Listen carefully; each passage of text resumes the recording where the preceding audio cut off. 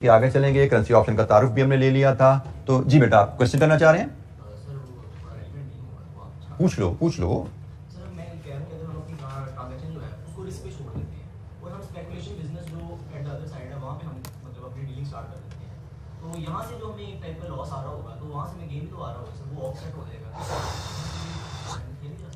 जी, आपने सवाल पूछा कि हमने से एक्सपोर्ट की है और एक्सपोर्ट की है और उस पर हमें डर है कि हमें जो पैसे आएंगे से पाउंड वो 3 महीने बाद कहीं सस्ते दामों ना बिके, हमें उनमें नुकसान ना हो जाए। क्योंकि एक्सपोर्ट में यही डर लगता है ना, हमने फॉरेन करेंसी बेचनी है, कहीं फॉरेन करेंसी सस्ती ना हो जाए, हमें ये डर लगता है। और हम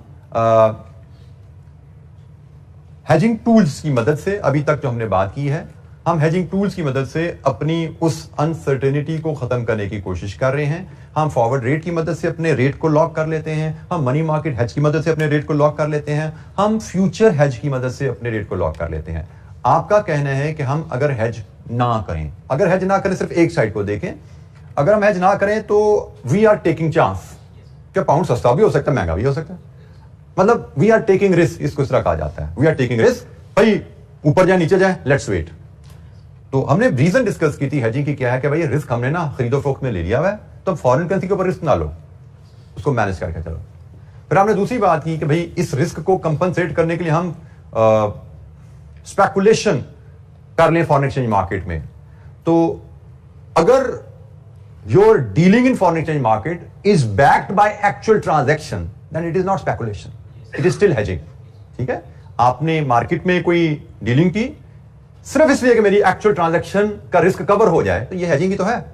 ठीक है, मैंने आपको जो पहले शुरू में बताया था कि फ्यूचर का मैकेनिज्म यहां पे थोड़ा डिस्टॉर्टेड है। असल में फ्यूचर का मैकेनिज्म वही है जो आपने बोल दिया।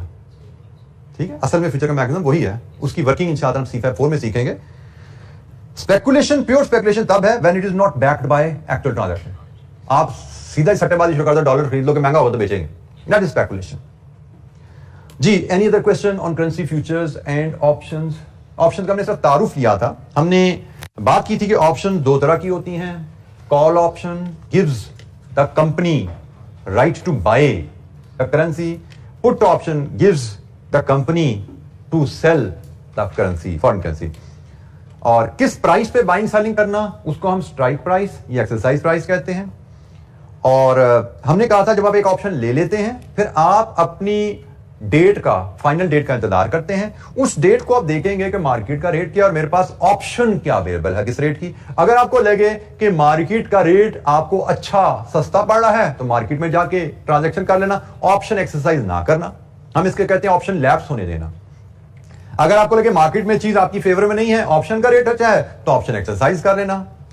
तो ऑप्शन ओवर द काउंटर भी होती है जो कि आप बैंक से ले सकते हो, और option future and option exchanges से भी मिलती है। जिस फ्यूचर एक्सचेंज से आपने फ्यूचर कॉन्ट्रैक्ट लिए वहां से ऑप्शन कॉन्ट्रैक्ट्स भी मिलते हैं। लेकिन ऑप्शन लेने के लिए आपको ऑप्शन प्रीमियम पे करना पड़ता है, क्योंकि बेसिकली है क्या, मैं ओवर द काउंटर ऑप्शन के रेफरेंस से बात करूं।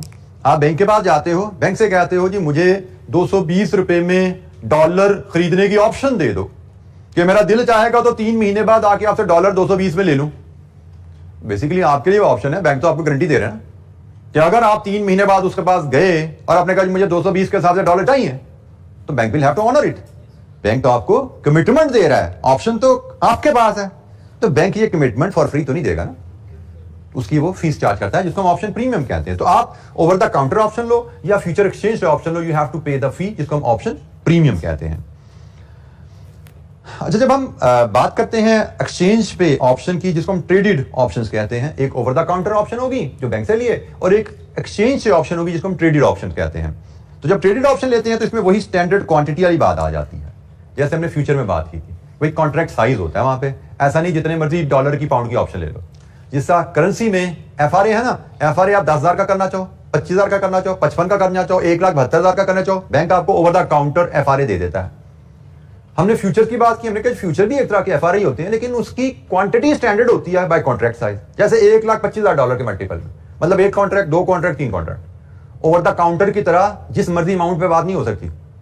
Same is the case here, option over the counter है, जिस मर्जी अमाउंट की ऑप्शन ले लो, 15,000, 20,000, 4 लाख, 4,02,000, 4,55,000, 3,98,000, हर अमाउंट की ऑप्शन मिल जाती है ओवर द काउंटर। लेकिन ट्रेडेड ऑप्शन एक्सचेंज से लेनी है तो भाई स्टैंडर्ड क्वांटिटी होती है। उसी अंदाज में भी यहां पे जैसे एग्जांपल दी हुई है पाउंड की 62,500 कि 62,500 का कॉन्ट्रैक्ट साइज है पाउंड का, तो अगर आपको पाउंड की खरीदने की या बेचने की ऑप्शन लेनी है तो that has to be in the multiple of 62,500। एक कॉन्ट्रैक्ट, दो कॉन्ट्रैक्ट, भी 3 कॉन्ट्रैक्ट। फॉर एग्जांपल आपको जी मैंने 62,500 पाउंड खरीदना है 3 महीने बाद। 62,500 पाउंड का मतलब एक कॉन्ट्रैक्ट खरीदना है, मतलब कॉल ऑप्शन, तो you need to buy call option, एक कॉन्ट्रैक्ट। आपको जी मैंने 1,25,000 पाउंड बेचना है 3 महीने बाद, 1,25,000 बेचने हैं, 1,25,000 पाउंड बेचने हैं, तो 1,25,000 पाउंड का मतलब 2 कॉन्ट्रैक्ट बेचने हैं, मतलब put option, to need to buy 2 put option contract on pounds. ठीक हो गया, तो हम इस तरह इसको लेके चलते हैं। और अगर जहां पे हमारी अमाउंट से 1.5 लाख है तो राउंड ऑफ कर लेंगे, 1.5 लाख बटा 62,500 जो फिगर है उसको राउंड ऑफ कर लेंगे कॉन्ट्रैक्ट को, जैसे हमने फ्यूचर में किया था। तो वही स्टैंडर्ड क्वांटिटी का कॉन्सेप्ट यहां पे भी एप्लीकेबल है। पाउंड की खरीद और फरोख्त की ऑप्शन है तो उसकी प्राइस हमें शायद डॉलर में दी जाएगी, ये ध्यान में रखना। हमने पाउंड खरीदने की ऑप्शन लेनी है, हमें प्राइस चाहिए तो पाउंड की प्राइस तो दूसरी करेंसी में ही होगी ना। Maybe we be told कि अभी प्राइस है डॉलर से 1.6 पर पाउंड। इस प्राइस पे हम 62,500 पाउंड खरीदने या बेचने का राइट ले सकते हैं। और फिर जैसे मैंने कहा हमें प्रीमियम भी देना पड़ता है। प्रीमियम जनरली कोट किया जाता है वो भी पर पाउंड, जिसका प्राइस पर पाउंड है ना, प्रीमियम भी पर पाउंड ही कोट किया जाता है। बस होता यह है कि प्रीमियम बड़ी छोटी अमाउंट होती है, ये सेंट्स में कोट किया जाता है। प्राइस तो डॉलर पर पाउंड में है, नॉर्मली प्रीमियम स्मॉलर डिनोमिनेशन में। पाउंड खरीदने की ऑप्शन लेनी है तो भाई इतना प्रीमियम दो, ऑप्शन मिल जाएगी। उसके बाद ऑप्शन के तहत पाउंड खरीदने हैं तो भाई ये डॉलर पे करना, पाउंड भी मिल जाएंगे। तो मतलब लेट्स अज्यूम आपको कहा जाता है कि 1 पाउंड खरीदने की ऑप्शन 2 सेंट्स है, तो आपने 2 सेंट पे करके पहले 1 पाउंड खरीदने की ऑप्शन ली। फिर जब पाउंड खरीदने का टाइम आया you decided to exercise the option. इसका मतलब फिर आपने $1.6 मजीद पे कर दिया ना 1 पाउंड के बदले, तो आपको ऑप्शन के थ्रू पाउंड खरीदना $1.62 का पड़ गया। ऐसे 2 सेंट्स पहले आपने प्रीमियम पे किया था, ऑप्शन ली कि भाई मैं चाहूं तो पाउंड खरीद लूं 160 $1.6 पे, 2 सेंट देके ऑप्शन ले ली। और जब पाउंड खरीदने का टाइम आया आपको लगा पाउंड खरीदना ऑप्शन से ही बेहतर है, तो आपने $1.6 देके पाउंड ले भी लिया। तो 2 जमा 2 सेंट्स हैं बटा 100 कर दो, डॉलर बन गई है, इंटू 1.6, आपको $1.62 पर पाउंड पड़े। ठीक है, तो ऑप्शन के थ्रू करेंसी खरीदना। हाँ, ये खरीदना या नहीं खरीदना ये तो उस डेट पे आप जाके फैसला करते हो सकता है मार्केट में पाउंड सस्ता हो, आप मार्केट से बाय कर लेना। अच्छा, हमारे पास 2 एग्जांपल्स हैं करेंसी ऑप्शंस को डिस्कस करने के लिए। एग्जांपल नंबर 1 पेज 228 पे आई है जी, वहां से हम इसको वॉक थ्रू करते हैं इन एग्जांपल्स को। सिंपल केस है जी, ऑप्शन में जो हमें वर्किंग दी गई है कोई बहुत ज्यादा एडवांस वर्किंग हमारे पास नहीं है, बिल्कुल ही आसान सी 2 एग्जांपल हैं पेज 528 पे, इनके हम वॉक थ्रू करके इंशाल्लाह 228 पे। Example 1, a company expects to pay €1 million, a US company expects to pay €1 million to a supplier in Belgium। US company की होम करेंसी डॉलर्स होती है और उसको यूरो खरीदना पड़ेगा। इसका मतलब it is now November and the payment is due in March. The company wants to use currency options to hedge the exposure. Each currency option is for €125,000। ये contract size आ गया, एक ऑप्शन कॉन्ट्रैक्ट €1,25,000 का है। इसका मतलब आपने $1 million bye करने का कॉन्ट्रैक्ट करना है। You can only have contracts in the multiple of 1,25,000। The company will need to buy euros to make the currencies at the supplier. Therefore, it wants to hedge. अच्छा, हम यहां से पहले hedge बना लेते हैं जी। हमारा hedge क्या बनना चाहिए? हमें कितने कॉन्ट्रैक्ट्स बाय करने हैं और कौन से बाय करने हैं? ऑप्शंस की example 1, company needs to buy, US company needs to buy €1 million over €125। कितना जी? पूरे 8 आ गए, राउंड ऑफ की जरूरत नहीं पड़ी। 8 कॉन्ट्रैक्ट्स। कौन से कॉन्ट्रैक्ट्स? कॉल, बिल्कुल ठीक है जी, कॉल ऑप्शन कॉन्ट्रैक्ट्स। हमने कहा यूएस कंपनी को 8 कॉल ऑप्शन कॉन्ट्रैक्ट्स चाहिए यूरो के, 8 कॉन्ट्रैक्ट्स ऑफ €125,000 ईच। ठीक है जी, ये हमारा हेज के लिए ऑप्शन आ गई। बाय 8 कॉन्ट्रैक्ट्स कॉल ऑप्शन के 125,000 ईच। यहां से हमारा हेज बनता है। मजीद आगे कहानी पढ़ते हैं, क्या है?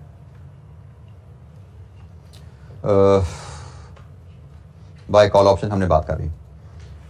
लेट्स अज्यूम हमें जो स्ट्राइक प्राइस मिली है वो $1.24 पर यूरो है, और जो हमें प्रीमियम हमसे मांगा जा रहा है वो 3.43 सेंट्स पर यूरो है। 3.43 सेंट्स पर यूरो है। इसको भी हम अपनी वर्किंग में इनकॉर्पोरेट करें। हमने कहा जी हमारी स्ट्राइक प्राइस जो हम ले रहे हैं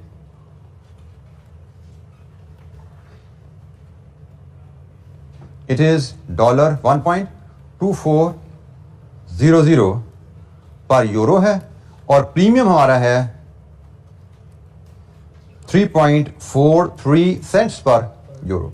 अच्छा, हेज बनाने के लिए ना आपने ये चूज कर लिया कि भाई मुझे इस प्राइस के 8 कॉन्ट्रैक्ट्स चाहिए, और आपको मार्केट ने बता दिया कि भाई इस प्राइस का प्रीमियम, अगर ये इस प्राइस पे आपको प्रीमियम, इसको कॉन्ट्रैक्ट्स चाहिए तो प्रीमियम आपको पे करना पड़ेगा 3.43 सेंट्स। अब ऑप्शन हेज में हमसे जो सवाल पूछा जा सकता है, what is total cost of hedge, cost of setting up hedge. कि भाई अगर ये आपने हेज बनाना है तो इसको सेटअप करने की कॉस्ट क्या आ सकती है आपकी? तो हम कहेंगे जी हमें 8 कॉन्ट्रैक्ट्स 125,000 यूरो के लेने हैं, और 1 यूरो, हमें इतने यूरो के कॉन्ट्रैक्ट लेने हैं ना, 1 यूरो का कॉन्ट्रैक्ट 3.43 सेंट ओवर 100 का तो डॉलर बन जाता है। तो कितने बन गए जी टोटल डॉलर? ये आपका प्रीमियम डॉलर्स में आ जाएगा। कितना जी बेटा? ये $34,300। ये मैं फिर आपको याद करा दूं, फॉरेन करेंसी में कोई अमाउंट साइन के बगैर ना लिखी जाए। हमने डॉलर खरीदने का एग्रीमेंट कर रहे हैं जिसकी हमें प्रीमियम कीमत पे करनी पड़ रही है, तो यूरो खरीदने का एग्रीमेंट कर रहे हैं जिसकी कीमत हमें प्रीमियम पे करनी पड़ रही है। यूरो खरीदने की कीमत डॉलर में, प्रीमियम भी डॉलर में, और यूरो की कीमत भी डॉलर में। सेंट्स है ना, ये भी डॉलर ही बनते हैं ना। तो यूरो की ऑप्शन ले रहे हैं, प्रीमियम भी डॉलर में देना पड़ेगा, और लेटर ऑन अगर आपने फैसला किया यूरो खरीदने का तो कीमत भी डॉलर में देनी पड़ती है। ठीक है। Never ever write any value without a currency sign. 8 contracts into euro 1,25,000। ये चलिए यहां पे मैं सेंट्स भी लगा देता हूं। ये सेंट्स डिवाइड बाय 100 कर दिया, डॉलर बन गए। तो ये क्वांटिटी है, कितने यूरो खरीद रहे हैं, ये उसकी प्रीमियम की कीमत है, क्वांटिटी इनटू प्राइस। यहां पे ना अक्सर बच्चे कंफ्यूज हो जाते हैं कि भाई इधर यहां पे यूरो लगना है डॉलर लगना है। तो रूल इज वेरी सिंपल, ये क्वांटिटी है जो खरीद रहे हो और ये प्राइस है, तो अमाउंट तो प्राइस की डिनोमिनेशन में निकलती है ना। गंदम इंटू रुपीस करते हो तो रुपीस बनते हैं ना, गंदम तो नहीं बन जाती। तो ये खरीद रहे हो आप, ये कीमत है, तो कीमत जिस डिनोमिनेशन में होती है अमाउंट उस डिनोमिनेशन बनती है। बड़ा सीधा सा असूल है। 2 करेंसी साइन कैसे अक्सर बच्चों को कंफ्यूजन आती है, यहां पे क्या लगना है। तो असूल इज वेरी सिंपल, कीमत जिस करेंसी डिनोमिनेशन में है वही डिनोमिनेशन अमाउंट के साथ लगनी है। ये डिनोमिनेशन कीमत हमारी सेंट्स या डॉलर में है, हमने इसको डॉलर में कन्वर्ट कर लिया तो प्राइस वैल्यू हमारी डॉलर में आ गई। अच्छा जी, this is called setting up hedge. ये हमारा हेज सेटअप हो गया। हमने 8 कॉल ऑप्शन कॉन्ट्रैक्ट्स 1,25,000 यूरो के बाय किए और उसका हमें ये प्रीमियम पे करना पड़ा। हेज सेटअप हो गया। अच्छा, जब हम इसकी रिक्वायरमेंट पढ़ते हैं, रिक्वायरमेंट अभी हमने पढ़ी नहीं है इसकी रिक्वायरमेंट है इस इलस्ट्रेशन की, evaluate the result of the hedge if spot rate in March is case number 1, case number 2। इन दोनों केसेस में आप अपने हेज की आउटकम बताओ क्या बनेगी। हम पहले केस देखते हैं, केस नंबर 1। हम इसकी आउटकम, ये हेज सेटअप करने को हमने देख लिया। अब हम आउटकम पे जाते हैं और आउटकम में केस नंबर 1 को पहले डिस्कस करते हैं, जिसमें हम कह रहे हैं जी स्पॉट इज $1.350 पर यूरो, ये कीमत है। अच्छा जी, जब आपका वक्त आता है एक्चुअली यूरो खरीदने का, तो हमने कहा कि हमने ली थी ऑप्शन कि हम $1.24 पर यूरो में हम मार्केट से यूरो ऑप्शन के थ्रू यूरो ले सकते हैं। मार्केट में चल रहा है रेट ये, हमें यहां पे सबसे पहले फैसला करना है, should we exercise the option और not, should we buy euro at this price और एट दिस प्राइस। हमें देखना पड़ेगा हमारे लिए बेहतर क्या है। यहां पे 1 यूरो के लिए हमें कीमत देनी पड़ेगी 1.24, यहां पे 1 यूरो के लिए कीमत देनी पड़ी है कम, मार्केट में कम देनी पड़ रही है। तो we will not exercise the option. In this case our decision will be do not exercise option. जब ऑप्शन एक्सरसाइज नहीं करनी, इसका मतलब क्या है? Buy 1 million euro at spot. हमने ऑप्शन एक्सरसाइज नहीं करनी, इसका मतलब है कि मार्केट से यूरो खरीदो. यूरो सेकंड करेंसी है. अच्छा, यहां पे अब हाईलो का चक्कर तो है नहीं है कि रेट अवेलेबल है, ऐसे ही है. अगर तो हाई लो रेट होते ना, फिर हमने यूरो बाय करने हैं उस हिसाब से रेट सेलेक्ट करते. First currency second currency high low के हिसाब से रेट लेते. यहां पे एक ही रेट है, तो इस केस में हाई लो का तो चक्कर ही नहीं है. लेकिन जरूरत तकसीम का तो ख्याल रखना है. हमने यूरो को सेकंड करेंसी को कन्वर्ट करना है. Second currency conversion is multiplication.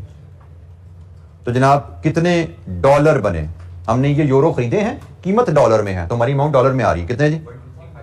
125,000. ये जी डॉलर्स हैं. And don't forget to add this premium cost. Decision हमने सिर्फ इसको इससे कंपेयर करके ले लिया. ये हमारी संक कॉस्ट है.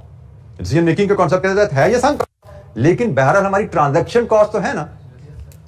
फैसला करते हुए, आई रिपीट, हमने सिर्फ इसको कंपेयर करना है. फैसला करते हुए ये रेलेवेंट है क्योंकि ये संक कॉस्ट है. फैसला हमने कर लिया, लेकिन जब हमसे ट्रांजैक्शन कॉस्ट पूछी जाती है तो फिर हम इसमें ऐड करेंगे प्रीमियम ऑलरेडी पेड. वो भी है जी डॉलर्स में $34,300. और यहां से हमारी बनती है total cost of buying 1 million euro through option hedge. Total cost of buying 1 million euro through option hedge. कितनी है जी कॉस्ट? 1269300 डॉलर. ये है जी आपका केस नंबर 1.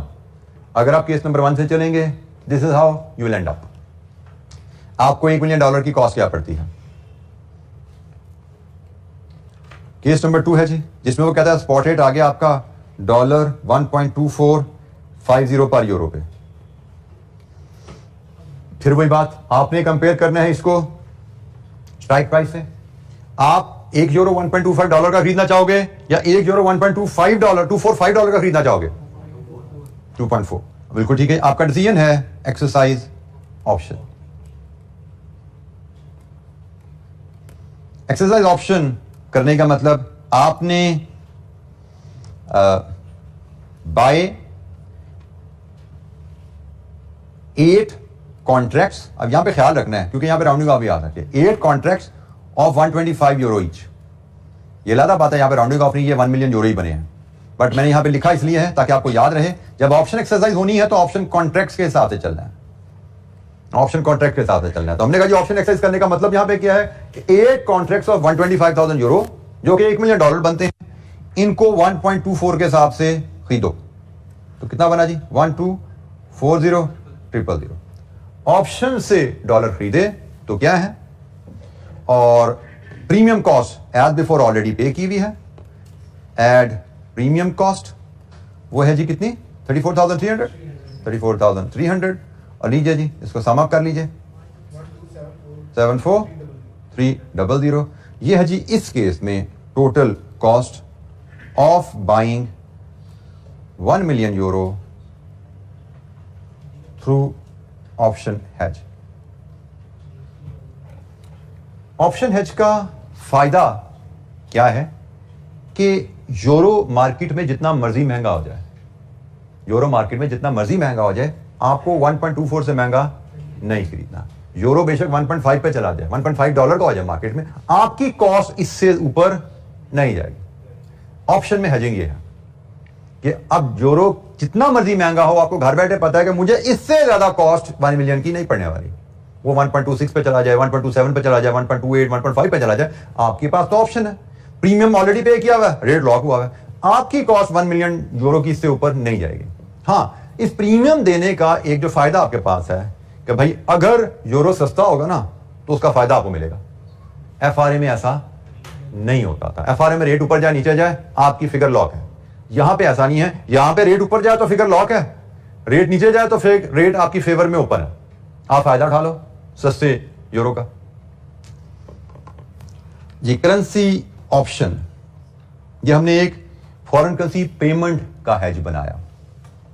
ऑप्शंस को लेके फॉरेन करेंसी पेमेंट का हमने हेज बनाया।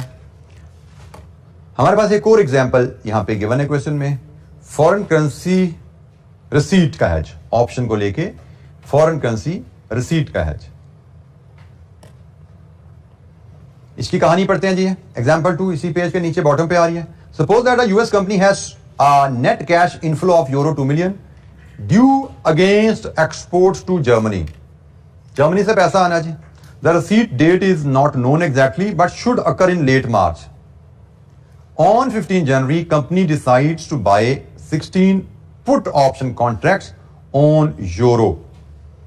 यहां पे उसने जिक्र नहीं किया बट शायद उसने वही 1,25,000 कॉन्ट्रैक्ट साइज जो है उसी को लेकर इसने ये वर्किंग बनाई हुई है। तो 2 मिलियन को 1,25,000 से डिवाइड करो तो 16 कॉन्ट्रैक्ट्स ही आते हैं। और स्ट्राइक प्राइस उसने कहा जी 1.8 है जिसकी एक्सपायरेशन अप्रैल है। अच्छा, करेंसी ऑप्शन में हमने एक जुमला शायद मैंने क्लास में नहीं बोला। Currency option gives you option to buy और sell either on a specific date और बिफोर अ स्पेसिफिक डेट। दो तरह की ऑप्शन होती है। फॉर एग्जांपल, आप बैंक के पास जाते हो, बैंक से कहते हो मुझे 15 नवंबर डॉलर की कॉल ऑप्शन चाहिए, मिल जाएगी। बैंक से कहते हो मुझे 12 दिसंबर की पाउंड की पुट ऑप्शन चाहिए, 12 दिसंबर की पुट ऑप्शन मिलेगी कि 12 दिसंबर को पाउंड बेच सकते हो, 15 नवंबर को डॉलर खरीद सकते हो। ऑन द डेट एक्सरसाइजेबल है। फिर ऑप्शन में एक फ्लेक्सिबिलिटी भी होती है। जैसे इस तरह केस में उसने कहा जी एग्जैक्ट डेट नहीं पता हमें पैसे आने का, मैं उसमें फिर आप फ्लेक्सिबल ऑप्शन लेते हो जिसमें आप बैंक से कह सकते हो जी मुझे 30 नवंबर तक, 20 को है 25 को है मैं नहीं पता, मुझे आप 30 नवंबर तक की ऑप्शन दे दो, मुझे आप 31 दिसंबर तक की ऑप्शन दे दो। ठीक है, जहां पे आपको डेट नहीं पता you can have flexibility. Flexible option भी अवेलेबल होती है जिसमें डेट के बारे में आपको फ्लेक्सिबिलिटी मिल जाती है कि भाई रेट लॉक है, इस रेट पे इस डेट तक जब मर्जी खरीदो फरोख्त कर लेना। जाहिर बात है प्रीमियम उस हिसाब से बैंक लेगा, उसकी अपनी कैलकुलेशन होगी, वो आपको जितनी फ्लेक्सिबिलिटी देगा उसके हिसाब से आपका प्रीमियम वो ले लेता है। तो जैसे यहां पे उसने कहा क्योंकि शायद चांसेस है लेट मार्च में पैसे आने की, लेकिन चांसेस है कंफर्म डेट पता नहीं है, तो कंपनी ने अप्रैल की डेट की एहतियातन ऑप्शन ले लिया क्योंकि ऊंच नीच भी हो जाए, अप्रैल भी चढ़ जाए तो हमारे पास ऑप्शन अभी पड़ी हो, हमारी ऑप्शन एक्सपायर ना हुई हो। तो ये जनाब ऑप्शन ले ली गई। अब हमसे कहा क्या जाता है, ऑप्शन प्रीमियम भी उसने बता दी, वो $0.025। अब यहां पे उसने प्रीमियम डॉलर में दे दिया। अब ये उसकी मर्जी है भाई कभी सेंट में दे कभी डॉलर में दे, तो यहां पे उसने डॉलर में दे दिया प्रीमियम, कोई बात नहीं। तो डॉलर में प्रीमियम है, उसके हिसाब से जो प्रीमियम कॉस्ट बनेगी, मैं अगर यहीं पे आपकी प्रीमियम कॉस्ट कैलकुलेट करूं, चलें हम आंसर शीट पे आ जाते हैं। हम इस हेज को प्रॉपर बनाते हैं अगर, तो हम जनाब पहले हम हेज को सेटअप करेंगे। हम आज की तारीख क्या उसने बताई आज की तारीख, एग्जाम्पल 2 15 जनवरी 15 जनवरी आज, तो हमने 15 जनवरी को करने हैं जी buy put option contracts on euro. कितने कॉन्ट्रैक्ट्स, 2 मिलियन डिवाइडेड विद 125,000 16, और इसका प्रीमियम बनेगा हमें क्वेश्चन में गिवन है $0.0250 पर यूरो, और हमने 16 कॉन्ट्रैक्ट्स ऑफ 1,25,000 यूरो लिए हैं, तो हमारा प्रीमियम बना कितने डॉलर्स,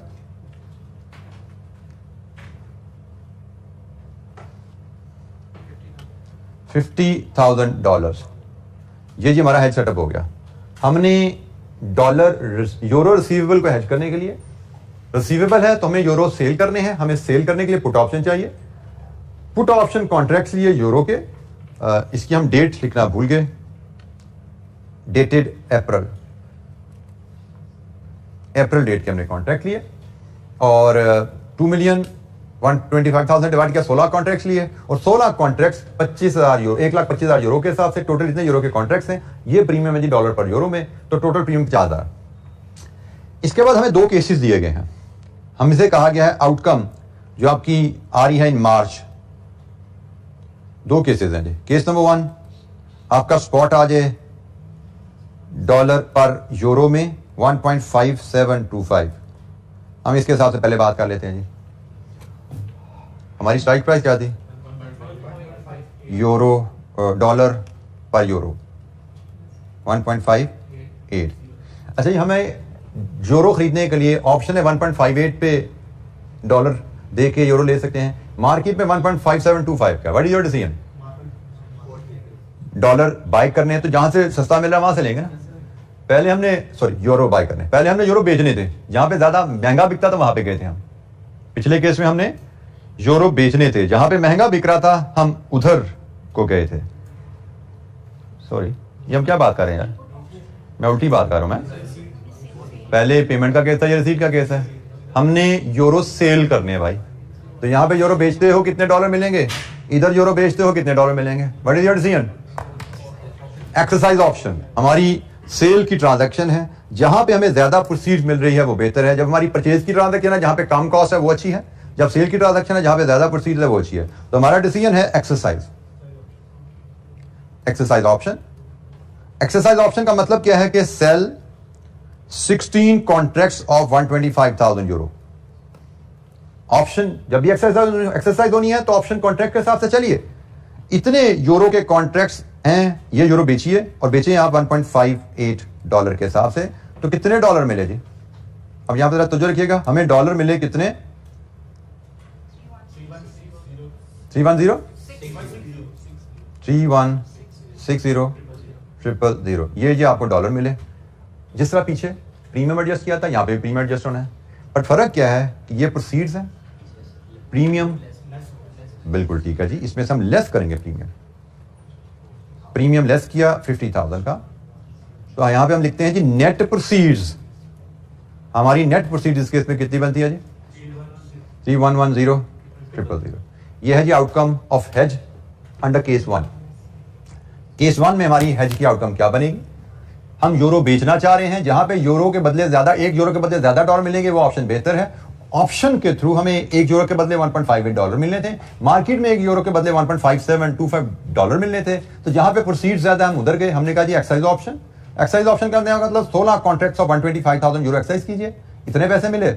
और ये आपने उनका प्रीमियम कॉन्ट्रैक्ट्स के अगेंस्ट आपने ये यूरो बेच दिए और इनका प्रीमियम जो पहले पे किया था वो लेस कर दिया, ताकि आपको नेट प्रोसीड्स मिल जाए। ऑप्शन हेज के थ्रू आप अपने 2 मिलियन यूरो के अगेंस्ट कितने डॉलर ले पाए अंडर केस नंबर 1।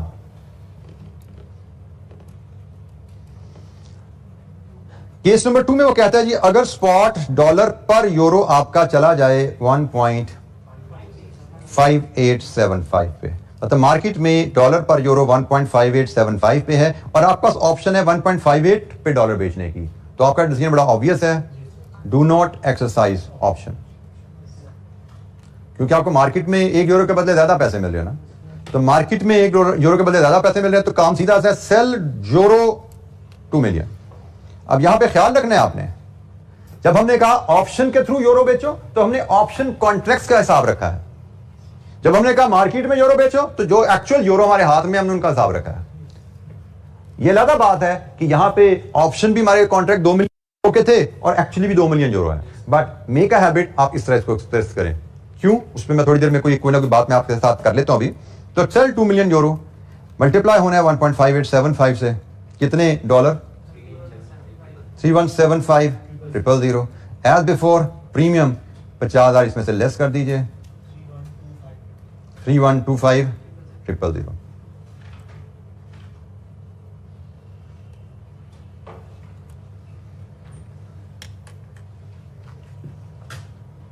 जी ऑप्शन, करेंसी ऑप्शंस क्या है? Currency option premium, currency option को कैसे एक्सरसाइज किया जाता है?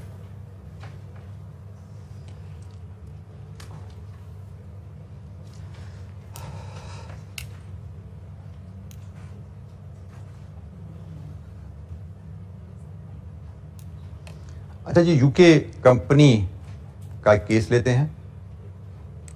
मैं एक छोटी सी एग्जांपल और बनाता हूं यहां पे आपके लिए। एक यूके कंपनी है जिसका रिसीवेबल है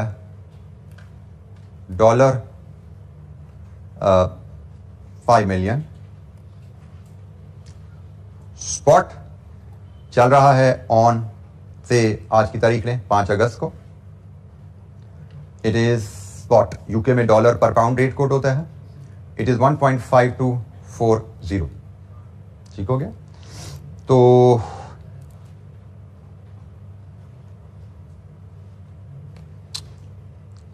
डॉलर ऑप्शन कॉन्ट्रैक्ट्स इज से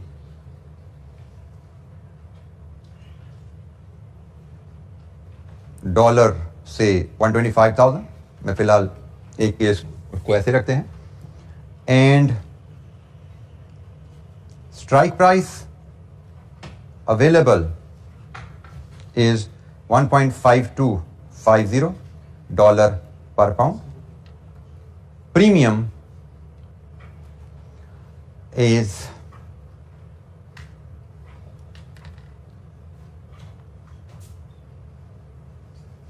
डॉलर खरीदने की ऑप्शन है, डॉलर खरीदने की ऑप्शन है तो प्राइस पाउंड में आएगी ना, मेरी माई मिस्टेक, डॉलर खरीदने की ऑप्शन है, प्राइस इज इन पाउंड। इसके उसको हम लाएं या ना लाएं, इनडायरेक्ट कोट मेरा ख्याल है रहने दें, जिस केस को इनडायरेक्ट कोट आ जाएगा मुझे कॉम्प्लिकेट हो जाएगा, तो मुझे लगता है इस केस को हम रहने दें। ऐसे मुझे लग रहा था पहले मैं डिस्कस कर लेना चाहिए, लेकिन फिर ऑन द सेकंड थॉट मुझे लगता है कि चीज़ कॉम्प्लिकेट हो जाएगी, कि ये बड़ा एक मसला होता है किस हद तक जाएं किस हद तक ना जाएं जब एडवांस टॉपिक यहाँ पे आ जाता है। तो मुझे लगता है करेंसी ऑप्शन की डिस्कशन हम यहीं पे ही फिलहाल रोकते हैं। ये जो 2 एग्जाम्पल की हैं हम इसी तक अपनी बात महदूद रखते हैं। हमने रिसीवेबल की भी हेजिंग देख ली है, हमने पेबल की हेजिंग भी देख ली है। एनी क्वेश्चन, कोई सवाल?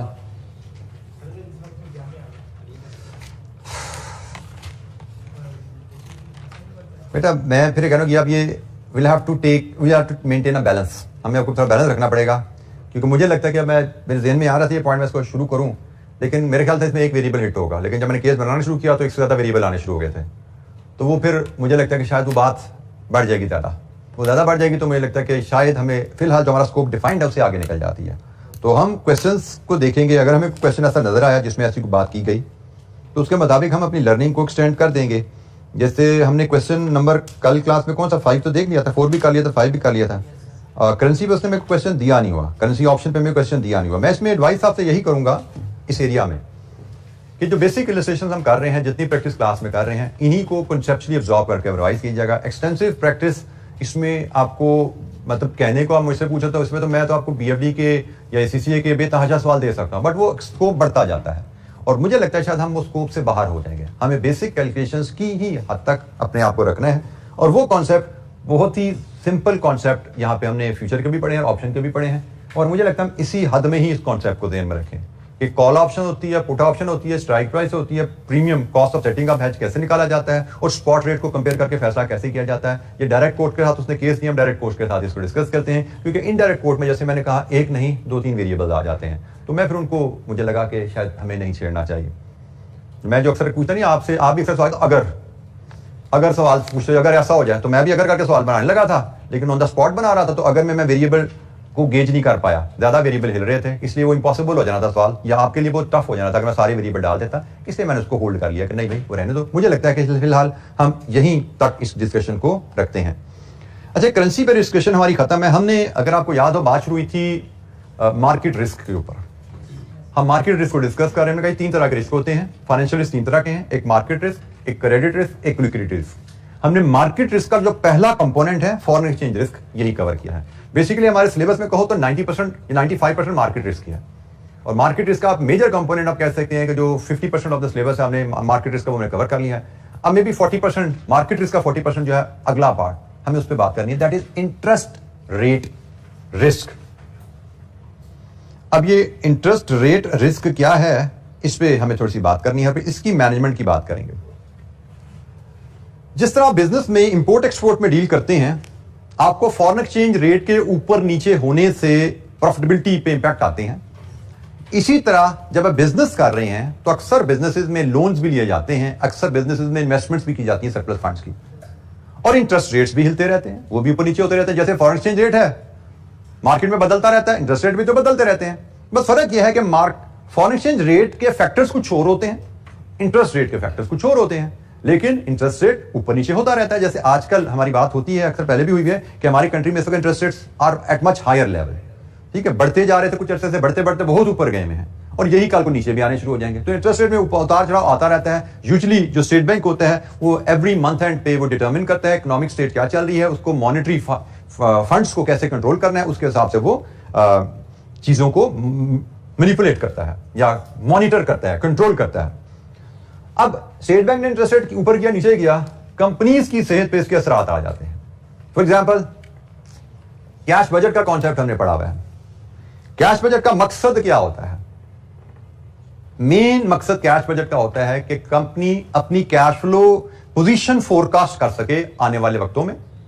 आप आज अगर दिसंबर तक का कैश बजट बना रहे हो तो आप देख पाओ दिसंबर तक मुझे कितना सरप्लस या शॉर्टेज आने वाली है, सो दैट अगर सरप्लस आने वाला है तो उसकी कोई इन्वेस्टमेंट का बंदोबस्त किया जा सके, अगर शॉर्टेज आने वाली है तो उसके लिए कोई लोन या फाइनेंस अरेंज करने का बंदोबस्त किया जा सके, हमें ऑन द डे सरप्राइज ना मिले।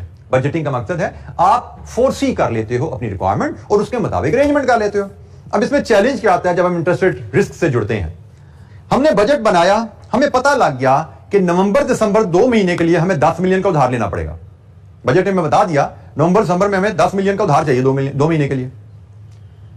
अब 2 महीने का उधार चाहिए तो पता लग गया, बट उस उधार की कॉस्ट क्या होगी, इंटरेस्ट कितना पे करना पड़ेगा, क्वेश्चन मार्क।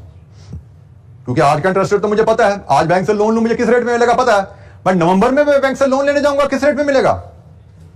इंटरेस्ट रेट तो बदलते रहते हैं, ऊपर भी जा सकते हैं नीचे भी जा सकते हैं। Although we can develop a forecast कि भाई अंदाजन रेट नवंबर तक जाते जाते नीचे ही आने की उम्मीद है, बट उम्मीद है कितने नीचे आएंगे और अगर ऊपर चलेगा तो कितने ऊपर जाएंगे, कोई गारंटी नहीं है। इसको हम कहते हैं company is facing interest rate risk. Company को अपनी कैश फ्लो नीड पता लग गई, कंपनी को अपनी बोरिंग नीड पता लग गई, लेकिन बोरिंग नीड के साथ एसोसिएटेड इंटरेस्ट कॉस्ट पे रिस्क है कि भाई वो कितना इंटरेस्ट कॉस्ट हमें पे करना पड़ेगा, उस पर क्वेश्चन मार्क है। ये इन्वेस्टमेंट नीड भी हो सकती थी कि जी दिसंबर में हमें 5 मिलियन सरप्लस आएगा 2 महीने के लिए, तो हम उसको बैंक में 2 महीने के लिए डिपॉजिट करवाना चाहेंगे, तो भाई 5 मिलियन 2 महीने के लिए डिपॉजिट कराना ये तो पता लग गया, बट उस पर इनकम किस रेट पे मिलेगी दिसंबर में, question mark. This is also interest rate risk. के इंटरेस्ट रेट रिस्क फिर क्या हुआ कि फ्यूचर में इंटरेस्ट रेट की पॉसिबल फ्लक्चुएशन की वजह से you can not forecast your profit accurately. आपको पता है मुझे लोन लेना है, आपको पता है मैंने इन्वेस्टमेंट करनी है, कितनी अमाउंट वो भी प्रिसाइजली तो नहीं, एस्टिमेटेडली अमाउंट आपने डिटरमिन कर ली कैश बजट से, रेट पे क्वेश्चन मार्क आ गया। This is called interest rate risk. Interest rate के बदलने की वजह से आपके प्रॉफिट में उतार चढ़ाव आएगा। अच्छा, यहां पे ये भी चीज ध्यान रखना कि मैं तो बात करता आपने लोन लेना है, किस रेट पे मिलेगा टेंशन है, इन्वेस्टमेंट करनी है, किस रेट पे इन्वेस्टमेंट करोगे टेंशन है। लेकिन इसमें एक और पहलू भी होता है इंटरेस्ट रेट रिस्क में। आपने लोन लिया हुआ है ऑलरेडी, लेकिन लिया है फ्लोटिंग रेट पे। फ्लोटिंग रेट का कॉन्सेप्ट है ना, कायबोर +2 reviewed every month monthly review के साथ। आपने इन्वेस्टमेंट की हुई है कायबोर पे, रिव्यूड एवरी मंथ, तो भाई आपने लोन लिया हुआ है अगर फ्लोटिंग रेट पे, तो फ्लोटिंग रेट लोन के साथ भी आपको इंटरेस्ट रेट रिस्क रहता है कि भाई अगले महीने पता नहीं स्टेट बैंक इंटरेस्ट रेट कितना बढ़ा देगा, पता नहीं अगले महीने हमारी इंटरेस्ट कॉस्ट क्या आएगी। तो आपने लोन लेना है तब भी इंटरेस्ट रेट रिस्क है आपको, आपने लोन लिया हुआ है लेकिन फ्लोटिंग रेट पे लिया हुआ है फिर भी इंटरेस्ट रेट रिस्क है कि इंटरेस्ट रेट बदलने से आपकी कॉस्ट बदल जाएगी। हाँ, अगर आपने लोन लिया हुआ है फिक्स्ड रेट पे फिर इंटरेस्ट रेट रिस्क नहीं है, क्योंकि इंटरेस्ट रेट ऊपर जा नीचे जा आपका रेट तो लॉक है ना, ठीक है। तो यही केस इन्वेस्टमेंट में भी बात हो जाती है कि आपने इन्वेस्टमेंट करनी है तो इंटरेस्ट रेट रिस्क है, आपने इन्वेस्टमेंट की हुई है फ्लोटिंग रेट पे तो भी इंटरेस्ट रेट रिस्क है। हाँ, अगर आपने इन्वेस्टमेंट की हुई है फिक्स्ड रेट पे फिर इंटरेस्ट रेट रिस्क नहीं है। तो इंटरेस्ट रेट रिस्क क्या हुआ कि इंटरेस्ट रेट के बदलने से हमारे इनकम या एक्सपेंस पे इंपैक्ट आएगा, ये इंटरेस्ट रेट रिस्क है। और इसके बाद इंटरेस्ट रेट रिस्क की मैनेजमेंट की कहानी शुरू होगी, इसको कैसे मैनेज करना है। जैसे हमने फॉरेन एक्सचेंज रिस्क को पहले डिफाइन किया था, फॉरेन एक्सचेंज रेट रिस्क क्या है, तो उसके मैनेजमेंट के हमने टूल पढ़े, FRA, money market, futures, option. अब इंटरेस्ट रेट की हम बात कर रहे हैं, इंटरेस्ट रेट रिस्क क्या है, अब इसकी मैनेजमेंट के टूल है, उनमें भी टर्म्स लगभग वही आ रही हैं, FRA, फ्यूचर्स एंड ऑप्शंस। ये 3 टूल हैं जो हम यहाँ पे डिस्कस करेंगे। मनी मार्केट का टूल ऑफ कोर्स यहाँ पे डिस्कस नहीं होता, वो यहाँ पे एप्लीकेबल नहीं है। FRA, फ्यूचर्स एंड ऑप्शन, ये 3 टूल हैं शायद हमारे स्कोप में जो इंटरेस्ट रेट रिस्क के हैं, और इंटरेस्ट रेट रिस्क की ही डिस्कशन हमारी ज़रा ज़्यादा थोड़ा टाइम लेगी। इसके बाद की जो डिस्कशन है वो हम आराम से बाइंड अप कर पाएंगे। तो जो प्लान मुझे बनता नज़र आ रहा है कि हम कल का लेक्चर रूटीन में करेंगे, उसके बाद संडे का हम एक टाइम रखेंगे। संडे में फिर हम ज़रा आराम से रिलैक्स वे में 1 घंटा, 1.5 घंटा, 2 घंटा जितना में चाहिए होगा उसमें लगा कर आराम से हम कवर कर लेंगे। मैं इसमें जैसे मैंने आपको शुरू में बोला था, ये थोड़ी सी फारसी ज़बान यहाँ पे शुरू हो जाती है, बड़ी मुश्किल होता है बताना में, जैसे मुझे खुद अल्फाज चुन चुन के बोलने पड़ते हैं। ज़्यादा मुश्किल इसलिए भी हो जाता है कि ये टॉपिक्स बहुत डेप्थ में जा रहे होते हैं, तो बात करते करते बात का, जैसे अभी मैं फिर वो एक होता ना बहकने लगा था, एक साइड पे निकलने लगा था, मुझे टाइमली एहसास हो गया, मैं रोक लिया। तो ये चैलेंजिंग होता है, और मैं चाहता नहीं कि मैं इसमें आपको एक लेक्चर में बर्डन करूँ, क्योंकि आपकी भी मेंटल मैच्योरिटी मुझे जहन में रखनी है। इसमें बहुत ही स्लो पेस पर चल रहे हैं। पूरे दिन में हमने सिर्फ अगर देखें तो क्या पढ़ा है, हमने करेंसी ऑप्शन की 2 एग्जाम्पल की हैं और इंटरेस्ट रेट रिस्क होता क्या है, सिर्फ ये 2 चीज़ें हम समझी हैं। तो इसी पेस पे हम चलेंगे, कल भी और परसों भी। आई एम क्वाइट होपफुल इंशाअल्लाह हम संडे को इसको कंफर्टेबली वाइंड अप कर लेंगे। तो मेरे ख्याल में उसके बाद इंशाअल्लाह फिर विल डिस्कस अबाउट रिवीजन या जो हमारी डिस्कशन सेशन उसके बारे में। आज के लिए इतना है जी, थैंक यू वेरी मच, अस्सलाम वालेकुम।